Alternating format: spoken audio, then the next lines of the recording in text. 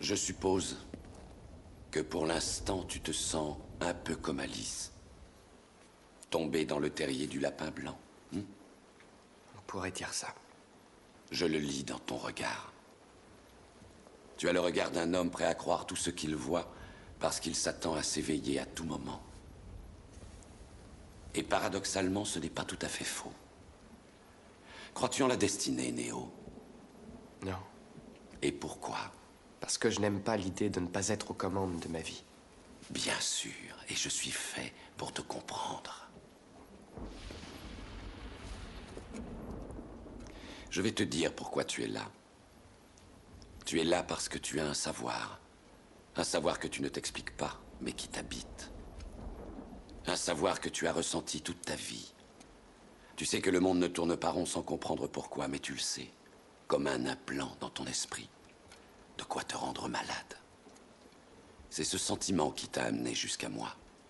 Ce bouquin, c'est comme un médicament. C'est fait pour désintoxiquer. Je suis un homme de gauche. Et ce qui domine la scène, c'est un modèle économique unique. Et figurez-vous que ça y est, on a trouvé le paradis, c'est l'Allemagne. N'oublie pas, je ne t'offre que la vérité, rien de plus. Le premier média du peuple, c'est le peuple lui-même.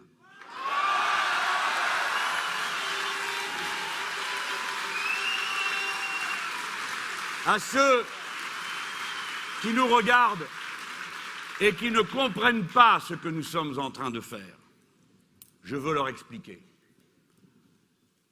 Et peut-être aussi pour ceux qui viennent dans un meeting de gauche pour la première fois de leur vie. Mais alors, il y a toujours une première fois, les amis. Nous venons dans une réunion comme celle-ci d'abord prendre des forces. Nous venons nous rendre compte, en nous voyant les uns les autres, que nous ne sommes plus la tête dure, le rebelle, la femme, l'homme, qui tient tête à tout le monde tout le temps et qui parfois se sent si seul. Nous sommes nombreux et en nous regardant, nous puisons les uns dans les autres la force dont nous avons besoin pour continuer à être ce que nous sommes, le sel de la terre, ceux qui rallument le feu quand il est à l'instant de devoir s'éteindre, ceux qui relèvent le drapeau quand il tombe, ceux qui résistent, ceux qui résistent, ceux qui résistent.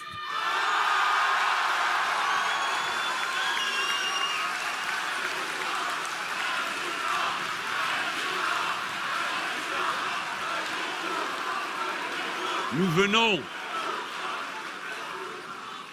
tenir des meetings où l'on ne vient pas pour éblouir ni ébahir ceux qui y participent. Nous ne nous réunissons pas pour célébrer une personne. Nous ne crions pas des noms propres dans nos réunions. Nous crions des slogans politiques car nous sommes des adultes, conscients, des citoyens responsables. Nous ne pratiquons aucune espèce de culte de la personnalité. Nous sommes la force du nombre et je veux vous dire, camarades, la France doit mettre sa puissance, celle de son peuple éduqué, celle de ses moyens matériels gigantesques, au service des grands défis qui accablent la civilisation humaine. Ça va mal tourner si on laisse faire. Ça va mal tourner en Europe parce que le risque de la guerre généralisée existe. Du fait de l'irresponsabilité, de la politique agressive des États-Unis d'Amérique qui ont étendu l'OTAN et son armada jusqu'aux frontières de la Russie et s'étonnent que celle-ci ne se laisse pas faire, provoquant une escalade que l'on n'avait pas connue du temps où c'était l'Union soviétique et qu'on est en train de connaître aujourd'hui depuis que, paraît-il, c'est le paradis démocratique en Russie. Faut-il être stupide pour aller soutenir un gouvernement dans lequel il y a des nazis ? C'est une aberration, ce n'est pas la politique de la France de faire ça. La France a un devoir de militer pour la paix. Elle doit s'engager de toute sa force pour la paix et non pas voter des blancs-seings à la violence et à la brutalité. Nous ne baisserons pas les yeux. Les valeurs fondatrices de la République française, ces valeurs sont que nous sommes toujours du côté du faible et de l'humilié, parce que nos valeurs, c'est liberté, égalité, fraternité, pas la paix aux uns, la guerre aux autres. Nous ne croyons pas au peuple supérieur aux autres. Nous croyons que les droits de tous les êtres humains sont égaux. La République, c'est le contraire des communautés agressives qui font la leçon au reste du pays. La patrie est à égalité à tous ses membres, tous ses enfants. Nous ne permettrons pas qu'à la faveur de quelques excès, de quelques énergumènes, tous les musulmans de France soient montrés du doigt, de la même manière que nous n'avons jamais permis qu'on montre du doigt les juifs, les catholiques, les protestants, ni surtout la masse de ceux qui n'ont aucune religion et demandent aux autres de bien vouloir leur fiche la paix un moment. Ce pays est à nous, il est à nous aussi. Quel que soit votre sexe, quelle que soit votre couleur de peau, quelle que soit votre religion, que vous en ayez ou que vous n'en ayez pas. Que vous soyez quelqu'un qui cherche à gagner dignement sa vie, avec le diplôme qu'il a obtenu ou sans diplôme. Qui que vous soyez, la France est à vous. La France est à vous. La France est à vous. Prenez-la, la belle, la rebelle. Prenez ses mains fines et portez devant tous la fierté de notre devise liberté, égalité, fraternité. Elle permet de comprendre quel amour on peut avoir. C'est irraisonné. On ne peut pas le décrire. Pourquoi on aime la France ? Pourquoi on peut se trouver pris de passion pour le peuple français ? C'est drôle, hein, parce qu'on est tellement différents, tellement divers, on s'engueule tellement. Il y a tellement de gens avec qui je suis fâché, moi. Je ne devrais pas. Mais quelque chose vous prend au cœur lorsque vous voyez des gens si divers, ou bien qui sont de la première ou de la deuxième génération de Français, parlant comme moi, aimant d'amour ardente la patrie républicaine, allant capable de se quereller des heures durant sur un sujet comme la laïcité ou tel. Comme c'est émouvant de voir cette machine à fabriquer du vivre ensemble qu'est ce pays. C'est pour ça, moi, je dis, je veux faire France de tout bois. Parce que ici, nous avons tous notre place. Il y a un rêve plus beau que le rêve américain dont on cesse de nous rabâcher les oreilles. Le rêve américain, qu'est-ce que c'est ? McDonald's, plus hamburger, plus Coca-Cola. Le rêve français, c'est la splendeur, liberté, égalité, fraternité. Faites attention. Chacune des libertés qui ont été conquises, qui tiennent à notre dignité et à notre conception de l'être humain, d'abord comme un être libre, fondé à être libre et à n'être jamais soumis à aucune des déterminations ou que la nature ou la société impose à chacun. Chaque mètre que nous avons gagné contre ce qui semble être une évidence, il y a des petits, il y a des grands, il y a des forts, il y a des faibles. Et nous, en dépit de cette apparence différente, il y a des hommes, il y a des femmes, il y a une structure cachée, culturelle, qui s'appelle le patriarcat, qui donne le pouvoir aux hommes contre les femmes. Chaque fois que nous avons avancé d'un pas contre toutes ces évidences, pour instaurer l'égalité, la similitude, l'identité entre eux des êtres humains, quand bien même ils sont différents, chaque fois que nous avons avancé, il a fallu gagner le terrain, mètre par mètre. Et à la première occasion, ils font tout reculer. Voilà ce qui est en jeu. C'est parce que je sais comment ça va finir.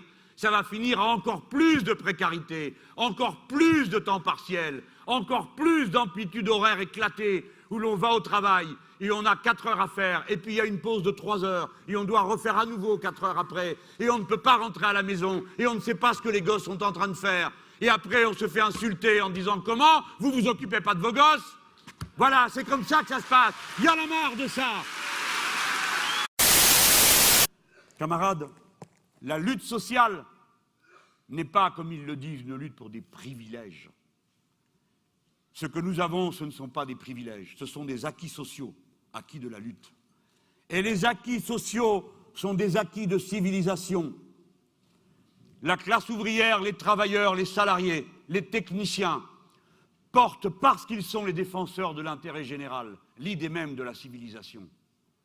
Les autres ne portent qu'une chose, l'intérêt particulier. Ils ne portent qu'une chose, la cupidité. Ils pensent que l'unique moteur dans la vie, la seule chose qui intéresse les gens, ce serait l'argent. Ils ne comprennent rien à ce que sont nos vies et nos motivations. Il faut faire reculer cette infecte pensée égoïste qui fait que des fois on ose me jeter à la figure. Mais vous, monsieur Mélenchon, qui êtes si bien indemnisé, c'est vrai. C'est vrai. Pourquoi défendez-vous les autres ? Parce que dans leur tête, ils n'arrivent même plus à comprendre que la morale qui consiste à dire « profite et tais-toi » n'est pas la mienne, ni celle d'un très grand nombre de ceux qui, comme moi, ont eu l'avantage dans l'existence de bénéficier du résultat de la lutte des autres. Non, c'est pas notre morale « profite et tais-toi ». Notre morale, c'est « préoccupe-toi des autres ». Sois solidaire, il n'y a qu'une seule humanité et on ne peut pas être heureux dans un océan de malheur. Comment peut-on supporter que dure la précarité devant le logement? Comment peut-on supporter plus longtemps de devenir nous-mêmes mauvais lorsque nous voyons celui qui dort dans la rue et que nous n'emmenons pas chez nous parce que nous ne pouvons pas l'emmener et que nous durcissons notre cœur parce que nous nous habituons à voir souffrir sans rien faire? Nous ne pouvons plus supporter cette société égoïste, cruelle, qui laisse 2 millions de logements vides pendant qu'il y a tant de gens, femmes et enfants, familles dans la rue, à qui on prend les enfants pour les mettre. Ça suffit! Ils vont partager! Un pays, est-ce que, oui ou non, cette crise est une crise terrible? Est-ce que 5 millions de chômeurs, ça n'est pas... Et là, je parle que de ce qui est enregistré comme tel à Pôle emploi, parce que je pourrais rajouter le temps contraint partiel, etc. C'est pas nécessaire parce que c'est notre prochain thème, donc je vous laisse Oui, terminer. mais c'est très important. Voilà. Là, et c'est un très bon thème. Bien. Lorsqu'on est dans cette situation, lorsque maintenant tous les experts annoncent que grâce à la merveilleuse politique du super intelligent Jérôme Cahuzac, nous aurons l'année prochaine au moins 300 000 chômeurs, 500 000 disent beaucoup, d'autres disent plus, j'en reste à au moins 400 000 chômeurs. Et qu'il y a à peine quelques mois, ces gens disaient « nous allons inverser la courbe du chômage à 0,8 ». Ils n'inverseront rien du tout, parce qu'ils n'auront pas 0,8, et que pour qu'on inverse vraiment, il faudrait faire au moins 1, 2, et c'est à 2 qu'on commence à créer réellement, à revenir vers le plein emploi. Donc rien de tout ça ne sera atteint. Et les Français doivent comprendre que c'est ça qui leur pend au nez. Alors c'est le moment où arrive Jérôme Cahuzac et qui dit « Monsieur Mélenchon est irresponsable, il fait le clown, parce qu'il ose dire que nous n'avons pas à solder en 1 an et demi, la dette qui a été accumulée. Pour quelle raison a-t-elle été accumulée? Vous l'avez vous-même expliqué. Parce que la droite, pendant des années, a tenu le même raisonnement que vous, en disant on va diminuer les recettes et l'argent qu'on prendra en moins au grand capital et au revenu des dividendes, les gens vont le replacer dans l'économie réelle. Ils ne l'ont jamais replacé dans l'économie réelle. Si bien que les dépenses de l'État ont continué à croître, les recettes ont baissé et l'État est ruiné. 900 milliards nous ont coûté M. Chirac et M. Sarkozy.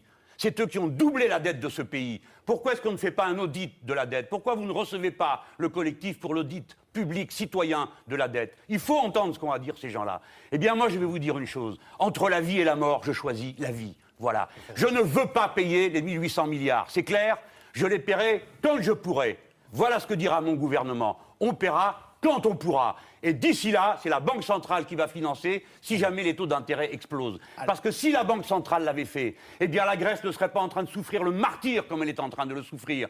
Ni l'Espagne n'aurait pas 25% de chômeurs. Monsieur Cahuzac, il faut sortir de temps à autre de vos chiffres pour venir dans la vie concrète des gens. L'argent, ce n'est rien. Ce qui compte, c'est la vie. Et la vie, pour ça, ça passe avant la dette. La dette, on la paiera à mesure qu'on pourra. Et d'ici là, ceux à qui on le doit attendront. Quant à dire les marchés financiers, nous sommes obligés d'aller les chercher, l'argent sur les marchés financiers, qu'est-ce que c'est que cette histoire? Nous pouvons le prendre à la BCE. Pendant des années, nous avons emprunté à la Banque de France. D'accord? On l'a toujours fait comme ça. Qu'est-ce qui nous empêche aujourd'hui d'obliger ceux qui possèdent des capitaux en France à placer en France? Pourquoi 70% de la dette française est-elle collectée à l'échelle internationale? Pourquoi 1 euro sur 2 des compagnies d'assurance sont placées à l'étranger, en dehors de France? Pourquoi c'est comme ça? Est-ce que cet argent n'est pas d'abord nécessaire ici? Et vous, tout ce que vous avez à répondre, c'est « Monsieur Mélenchon, vous faites le clown. Moi, je m'occupe de la vie des gens. Je suis comme vous, je souffre de voir ça. Je ne veux plus vivre dans un océan de malheur. J'en ai plein d'eau qu'il y a des gens par terre dans la rue, en train de dormir avec des gosses maintenant, aussi qui meurent de froid. Vous aussi, je pense. Alors écoutez-moi et suivez-moi. »